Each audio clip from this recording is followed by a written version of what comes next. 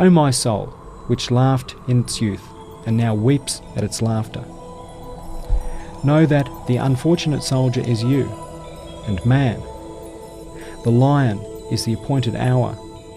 As for the gallows, it is death, decline, and separation, through which is the alternation of night and day. All friends bid farewell and are lost. Of the two wounds, one is man's infinite and troublesome impotence, while the other is his grievous and boundless poverty. The exile and journey is the long journey of examination, which passes from the world of spirits through the womb and childhood to old age, through the world and grave and the intermediate realm, to the resurrection and the bridge of Sirat. As for the two talismans, they are belief in Almighty Allah and the hereafter. Yes, through the second sacred talisman, death takes on the form of a mastered horse, a steed to take believing man from the prison of this world to the gardens of paradise and the presence of the most merciful one. It is because of this that the wise who have seen death's reality have loved it. They have wanted it before it came. And through the talisman of belief in Allah, the passage of time, which is decline and separation, death and decrease, and the gallows, takes on the form of the means to observe and contemplate with perfect pleasure the miracles of the all-glorious Maker's various, multicoloured, ever-renewed embroideries, the wonders of his power and the manifestations of his mercy. Yes, when mirrors reflecting the colours of the sun's light are changed and renewed, the images of the cinema changed, better, more beautiful scenes are formed. As for the two medicines, one is trusting in Allah and patience, and the other is relying on the power of one's Creator and having confidence in His wisdom. Is that the case? Indeed it is.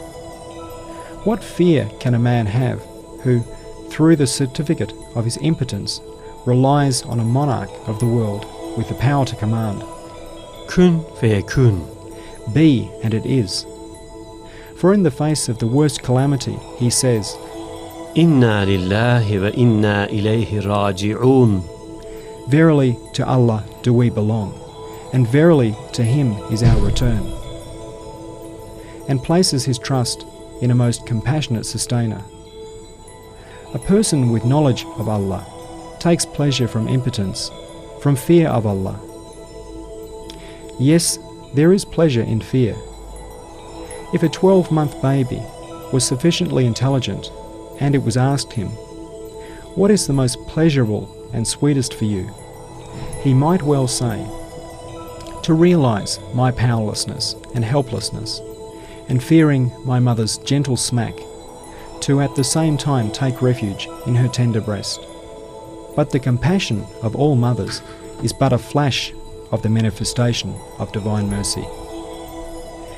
It is for this reason that the wise have found such pleasure in impotence and fear of Allah, vehemently declaring themselves to be free of any strength and power, and have taken refuge in Allah through their powerlessness.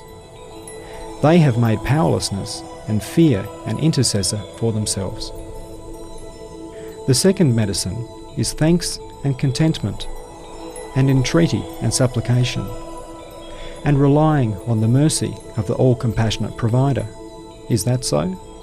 Yes, for how can poverty, want and need be painful and burdensome for a guest of an all-glorious and munificent one, who makes the whole face of the earth a table of bounties, and the spring a bunch of flowers, and who places the flowers on the table and scatters them over it?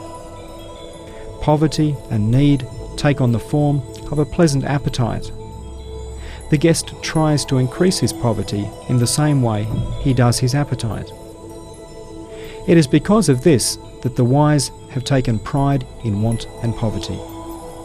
But beware, do not misunderstand this. It means to be aware of one's poverty before Allah and to beseech Him, not to parade poverty before the people and assume the air of a beggar.